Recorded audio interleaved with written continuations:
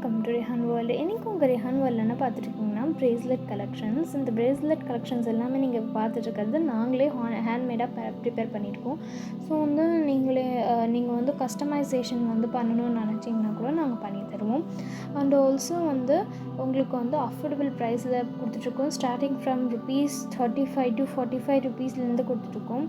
So இந்த bracelets எல்லாமே நீங்கள் இப்போ பார்த்துட்ருக்கிறது நாங்களே கஸ்டமைஸ் பண்ணி கொடுத்தது அண்ட் ஆல்சோ நாங்களே ப்ரிப்பேர் பண்ணியிருக்கிறது.